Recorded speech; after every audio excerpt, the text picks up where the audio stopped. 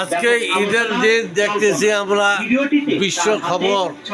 হ্যাঁ, নেতানিয়াহু মারা গেলে আমি মিলাদ দেবো অত্র এলাকাবাসীকে। কুতুবপুর নাগেরহাট রংপুর। আজকে ঈদের দিন এই যে জনগণ আমার দেখতেছে টিভি। হ্যাঁ, ঈদ মোবারক, ঈদ মোবারক বড় ভাই। আপনার তো ইফতারি খাচ্ছি, পান খাই, ইয়া খাই, আজকে কি খেলাইবেন? না না, ঈদের শুভেচ্ছা। কালাম ভাই জামাতের একজন ইয়া কর্ণধার। হ্যাঁ, কালাম ভাই, তাই নাকি? ধন্যবাদ। তো ঈদের দিনে আজকে মনে করো কেমন কি ভবিষ্যতে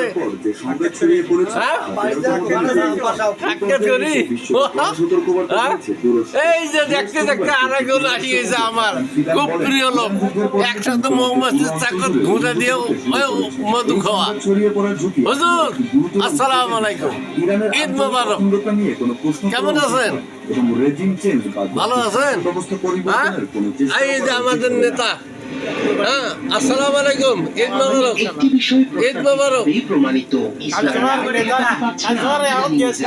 আচ্ছা আচ্ছা, ধন্যবাদ। হ্যাঁ, এই যে নুরুজ্জামান বলেন ঈদ মোবারক, ঈদ মোবারক, ঈদ মোবারক। বাবা হ্যাঁ, প্রথমে বলছেন তো এখন নেতানিয়াহু মারা গেলে কি আমরা খুশি? হ্যাঁ, ধন্যবাদ। তো আমরা এখন ইরানের পক্ষে একটা মিলাদ দেওয়া দরকার। এটিএম আজহারুল ইসলামের যেহেতু এখানে জন্মভূমি কুতুবপুর নাগেরহাট, নোহালি পোড়া, ওখানে বাতাসান। হ্যাঁ, এই অত্র এলাকার মানুষ সবাই আমরা এটিএম আজহারুল ইসলাম নাকি? হ্যাঁ, এই কালাম ভাই কইতে বলে এডিএম চেনে না বলে কালাম ভাই, এটা কথা। এডিএম আজহারুল ইসলাম গুলো চেনে না কালাম ভাই, এটা কথা ভাই। হ্যাঁ, এবার চেনবে। হ্যাঁ, এমপি হয়েছে এবার কাছে চেনবে। ধন্যবাদ এলাকাবাসী, ঈদ মোবারক, ঈদ মোবারক। হ্যাঁ, খবর শোনেন। সর্ববৃহৎ তেল রপ্তানি কেন্দ্র খার্ক দ্বীপে ভয়াবহ হামলা চালিয়েছে যুক্তরাষ্ট্র। এই হামলার পাল্টা জবাবে মার্কিন তেল কোম্পানিগুলোকে হামলা চালানোর হুঁশিয়ারি দিয়েছে তেহরান। যে কোনো সময় ইরানি ক্ষেপণাস্ত্রের লক্ষ্যবস্তুতে পরিণত হতে পারে তেল কোম্পানিগুলো। পারস্য উপসাগরে ইরানের উপকূল থেকে প্রায় 26 কিলোমিটার দূরে অবস্থিত অত্যন্ত গুরুত্বপূর্ণ খার্ক দ্বীপ। প্রায় 5 বর্গমাইল আয়তনের এই দ্বীপকে ইরানের অর্থনীতির মেরুদণ্ড এবং জ্বালানি বাণিজ্যের প্রাণকেন্দ্র বলা হয়। কারণ দেশটির প্রায় 90% অপরিশোধিত তেল ও তরল গ্যাসের রপ্তানি এখান থেকেই বিশ্ববাজারে যায়। কৃষি সেবা, বিভিন্ন ধরনের কীটনাশক, বীজ সবই পাওয়া যাচ্ছে। পামসি, ভুট্টা 165, 164 ব্রাকের 49, 50 বামসি বন্ধনের লেট ভুট্টা পাওয়া যাচ্ছে। পেন্টাগনের অসংলগ্ন কথাবার্তা যেন ট্রাম্পের সেই দুঃস্বপ্নের পূর্বাভাসকে সত্যি প্রমাণ করছে। অন্যদিকে তেহরান থেকে আসছে ভিন্ন সুর। ইরান দাবি করছে পারস্য উপসাগরীয় অঞ্চলে মার্কিন ঘাঁটিগুলোতে হামলায় শতাধিক মার্কিন সেনা নিহত হয়েছে। যদিও এই দাবির সপক্ষে তারা এখন পর্যন্ত কোনো অকাট্য প্রমাণ পেশ করতে পারেনি। দুই পক্ষের এই পাল্টাপাল্টি তথ্যের লড়াইয়ে সাধারণ মানুষের কাছে সত্য এখন কুয়াশাচ্ছন্ন। দ্রুততম সময়ের মধ্যে আবু ধাবি ও দুবাই বন্দর খালি করতে বলেছে ইরান। ধন্যবাদ। প্রধান জ্বালানি কেন্দ্র সহ বাহরাইন, সৌদি আরবের সরকার ওইটা মারা দরকার। কয়েক দফায় হামলা চালিয়েছে বলে ইরান দাবি করছে। ইরানের গুরুত্বপূর্ণ তেল কেন্দ্র হিসেবে পরিচিত খারক দ্বীপে মার্কিন হামলার কয়েক ঘন্টা পরে এই পাল্টা হামলার ঘটনা ঘটে। হরমুজ প্রণালীতে জাহাজ চলাচলের উপর নিয়ন্ত্রণ বাড়াতে ভয়ঙ্কর ছায়াযুদ্ধ শুরু করেছে ইরান। দেশটি বিশ্বের অন্যতম ব্যস্ত এই জলপথে আন্ডার ওয়াটার ড্রোন মোতায়েন করেছে। পানির নিচে থাকা এই ড্রোন বিস্ফোরক বহন করে জাহাজ ধ্বংস করতে সক্ষম। এতে নতুন করে আতঙ্ক সৃষ্টি হয়েছে। ইতিমধ্যে একটি ভিডিও ফুটেজ প্রকাশ করেছে ইরানের সামরিক বাহিনী। ভিডিওতে দেখা গেছে ইরানের নতুন ভূগর্ভস্থ ক্ষেপণাস্ত্র নগরী। সুড়ঙ্গ পথের দুপাশে থরে থরে সাজানো ভয়ঙ্কর সব আন্ডার ওয়াটার ড্রোন ও যুদ্ধাস্ত্র। আকাশে ধোঁয়ার কুণ্ডলী, চারদিকে তীব্র সতর্কতা। পূর্ব সাগরের দিকে 10টিরও বেশি ব্যালিস্টিক ক্ষেপণাস্ত্র নিক্ষেপ করেছে উত্তর কোরিয়া। দক্ষিণ কোরিয়ার joint chief of staff JCS এ তথ্য জানিয়েছে। শনিবার দক্ষিণ কোরিয়ার সামরিক কর্তৃপক্ষ জানিয়েছে উত্তর কোরিয়া স্থানীয় সময় দুপুর 1:20 দিকে সুনান এলাকা থেকে পূর্ব সাগরের দিকে একযোগে 10টিরও বেশি ব্যালিস্টিক ক্ষেপণাস্ত্র নিক্ষেপ করেছে। আন্তর্জাতিক বিভিন্ন এই যুদ্ধে বলছে সৌদি আরব, কুয়েত, কাতার, বাহরাইন দিচ্ছে সবগুলা দেশের সরকার মারি ফেলা দরকার।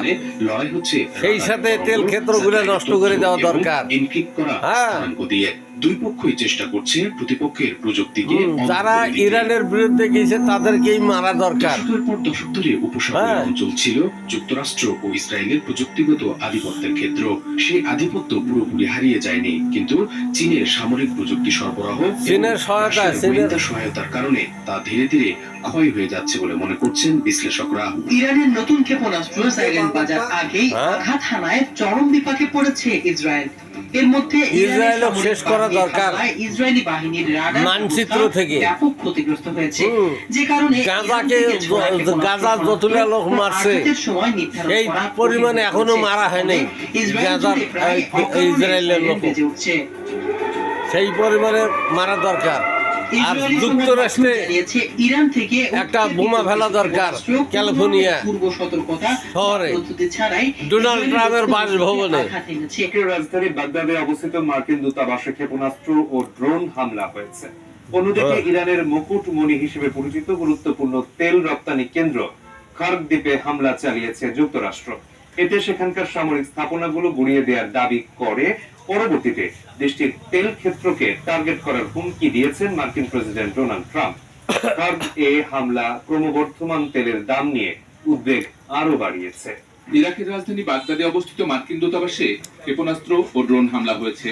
বাগদাদে ইরান সমর্থিত 2 যোদ্ধা নিহত হওয়ার কিছুক্ষণ পরই এই ড্রোন হামলার ঘটনা ঘটে। হঠাৎ কেন উত্তপ্ত হয়ে উঠছে কোরীয় উপদ্বীপ? ইরান যুদ্ধের মাঝেই যুক্তরাষ্ট্রকে ভয় দেখাতে 10টিরও বেশি শক্তিশালী ব্যালিস্টিক মিসাইল ছুঁড়েছে উত্তর কোরিয়া। এর মাধ্যমে কিসের ইঙ্গিত দিলেন উত্তর কোরিয়ার সর্বোচ্চ নেতা কিম জং উন? যুক্তরাষ্ট্র ইসরায়েলের সম্মিলিত হামলার শিকার ইরানের পাশে কূটনৈতিকভাবে দৃঢ় অবস্থান নিয়েছে উত্তর কোরিয়া। আন্তর্জাতিক সীমারেখা লঙ্ঘনের জন্য ওয়াশিংটনের কড়া সমালোচনাও করেছেন কিম জং উন। পারমাণবিক শক্তিধর উত্তর কোরিয়া কি এবার যুদ্ধের ময়দানে গর্জে উঠতে চলেছে? যুক্তরাষ্ট্রকে নিজেদের সার্বভৌমত্বের জন্য হুমকি হিসেবেই বিবেচনা করেন উত্তর কোরিয়ার সর্বোচ্চ নেতা কিম জং উন। পিছনেও রয়েছে গুরুত্বপূর্ণ বেশ কিছু কারণ।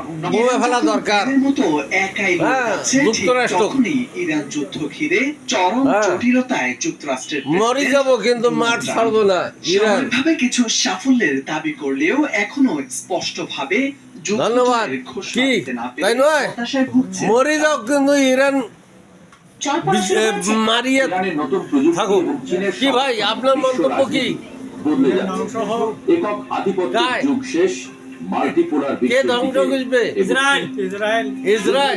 হ্যাঁ, আর ডোনাল্ড ট্রাম্প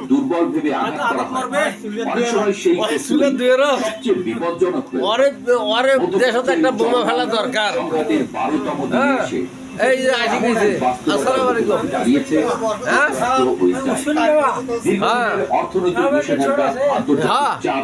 এবং কূটনৈতিক ধন্যবাদ। হ্যাঁ, ইরান যে এত দ্রুত যুদ্ধক্ষেত্রে আসসালামু আলাইকুম। করতে পারবে রহমান চা অনেক বিশ্লেষক